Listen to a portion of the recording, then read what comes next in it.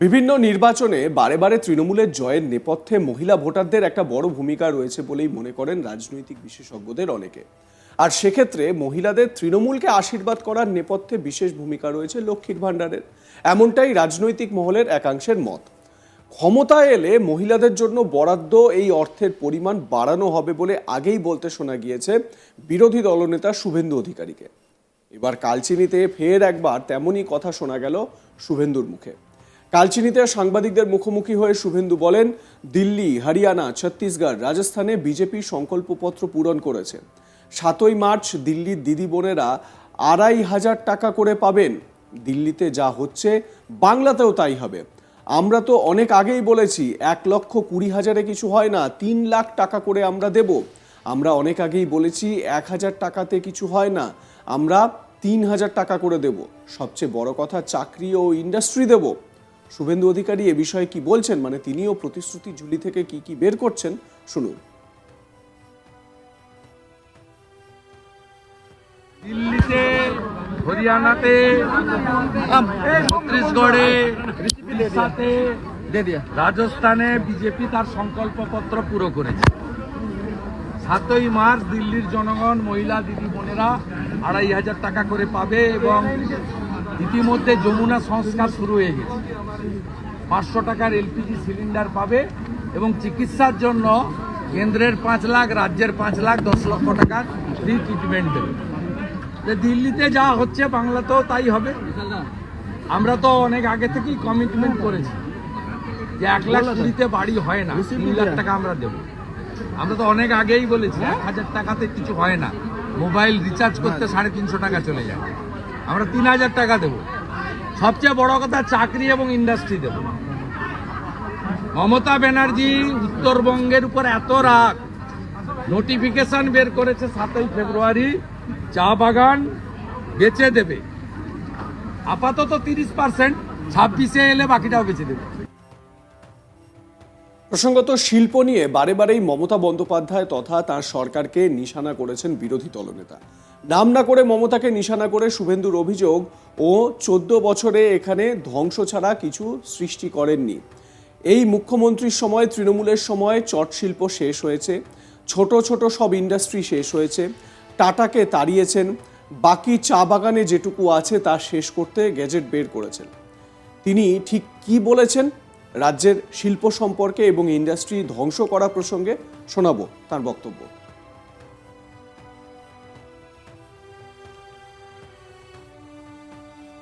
উনি 14 বছরে এখানে ধ্বংস ছাড়া সৃষ্টি কিছু করেননি।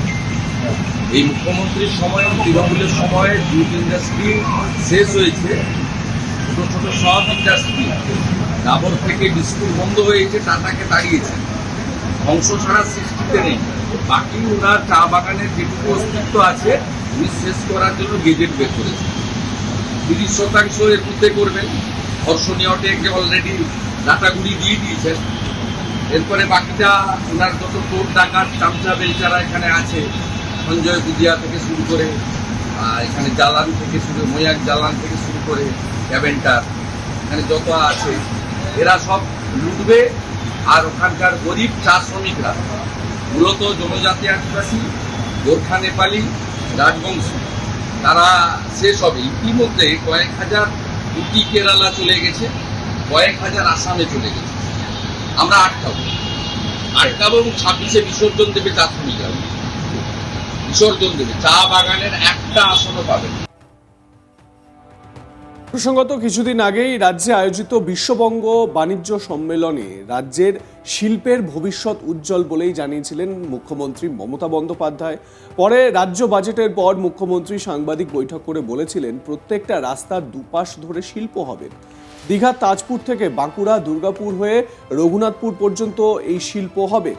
এরপর ডানকুনি থেকে ঝাড়গ্রাম পর্যন্ত শিল্প হবে, ডানকুনি থেকে কল্যাণীতেও শিল্প হচ্ছে, এছাড়াও ডানকুনি থেকে কুচবিহার পর্যন্ত শিল্প হবে। এখানেই শেষ নয়, খড়গপুর, মোরগ্রাম ও পুরুলিয়া থেকে জোকা পর্যন্ত শিল্প হওয়ার কথা বলেছিলেন মুখ্যমন্ত্রী, মানে প্রতিশ্রুতি দিয়েছিলেন বিধানসভায় বসে। কাজেই রাজ্যের সমস্ত জায়গায় শিল্প হচ্ছে এই মর্মেই তাকে বলতে শোনা গিয়েছিল। রাজ্যে দিনের পর দিন বেকারত্বের সংখ্যা নাকি বাড়ছে, কোথাও কোনো চাকরি নেই, টাকা দিয়ে চাকরি হচ্ছে এরকমটাও অভিযোগ উঠছে। উপায় না পেয়ে রাস্তায় নামতে বাধ্য হচ্ছেন চাকরি প্রার্থীরা।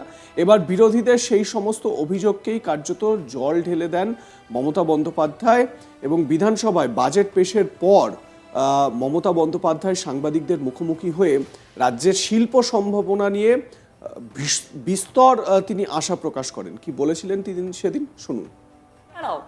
আমি যেটা 6টা যে সেক্টর বলেছি, এটা হচ্ছে প্রত্যেকটা রাস্তার দুপাশ ধরে ইন্ডাস্ট্রি তৈরি হবে, প্রত্যেকটা রাস্তার দুপাশ ধরে। দেখুন জায়গাগুলো আমরা কি দিয়েছি। এটা হচ্ছে রঘুনাথপুর তাজপুর একটা করিডোর, মানে দীঘার তাজপুর থেকে চলে যাবে একেবারে মিদনাপুর পশ্চিম হয়ে একেবারে বাঁকুড়া টাকুড়া হয়ে দুর্গাপুর আসানসোল হয়ে তাজপুর, মানে হচ্ছে তাজপুর হচ্ছে দীঘা আর রঘুনাথপুর হচ্ছে পুরুলিয়া। রাস্তায় যত পড়বে সেগুলো কাজ হতে হতে যাবে আর চাকরি হতে হতে যাবে। এরপর ডানকুনি ঝাড়গ্রাম, ডানকুনিটাকে আমরা কি পয়েন্ট করেছি, কারণ যেহেতু ডানকুনি অমৃতসর ফ্রেট করিডোর হচ্ছে এবং সেই জমিও আমরা দিয়ে দিয়েছি অলরেডি। এবং ডানকুনি ঝাড়গ্রাম অর্থাৎ আমার জঙ্গলমহল কভার হচ্ছে, ওদিকে পুরুলিয়া বাঁকুড়া মিদনাপুর সব কভার হচ্ছে, বর্ধমান হুগলি হাওড়া। এবার হচ্ছে ডানকুনি কল্যাণী আপনারা জানেন অলরেডি আমাদের টিপি লাইটি হয়েছে, এমস তৈরি হয়েছে, অনেক কিছু ইন্ডাস্ট্রি আসছে। Kalyani is a future. Dankuni Kalyani তার মানে উত্তর 24 পরগনা নদিয়া তারা লাভবান হবে ডানকুনি কল্যাণী হলে, কলকাতাও। কারণ ডানকুনি থেকে কল্যাণী যেতে গেলে তো কলকাতা হয়েই যেতে হবে, হাওড়া হয়েই যেতে হবে। এরপর হচ্ছে Dankuni Cooch Behar. Can you imagine, it will cover all the district. তার কারণ কুচবিহারে আমরা বলি আমাদের 294টা অ্যাসেম্বলি কনস্টিটিউয়েন্সি 1 নম্বর শুরু হয় কুচবিহার থেকে, মেকলিগঞ্জ সম্ভবত কুচবিহার থেকে মেকলিগঞ্জ। কাজেই পুরো বেঙ্গলটাকে কভার করে চলে যাচ্ছে, কোনো জেলাকে বাদ দিইনি আমরা, দক্ষিণবঙ্গ উত্তরবঙ্গকে মাথায় রেখে। এছাড়া খড়গপুর মোরগ্রাম হচ্ছে বীরভূমে পড়ে, রামপুরহাটের পরেই মোরগ্রাম। খড়গপুর মোরগ্রাম এবং গুরুডি, মানে খড়গপুর থেকে আবার মিদনাপুর ইস্ট হয়ে চলে যাবে বর্ধমান বীরভূমের ওদিক দিয়ে। এবার আর একটা হচ্ছে পুরুলিয়া জোকা, অর্থাৎ পুরুলিয়া থেকে শিল্পটা হতে হতে হতে হতে জোকা বেহালা পর্যন্ত চলে যাবে। এইভাবে মানচিত্র করা হয়েছে, land map land use policy করা হয়েছে। এরপর হচ্ছে কলকাতাতে 6টি রাজ্যব্যাপী শিল্প এবং অর্থনৈতিক করিডোর স্থাপন করা হচ্ছে। পুরুলিয়া জোকা বললাম। আপনাদের মতামত জানান, দেখতে থাকুন আজ তাক বাংলা। সাবস্ক্রাইব করুন ইউটিউব চ্যানেলটি, বেল আইকন প্রেস করুন নোটিফিকেশন পেতে।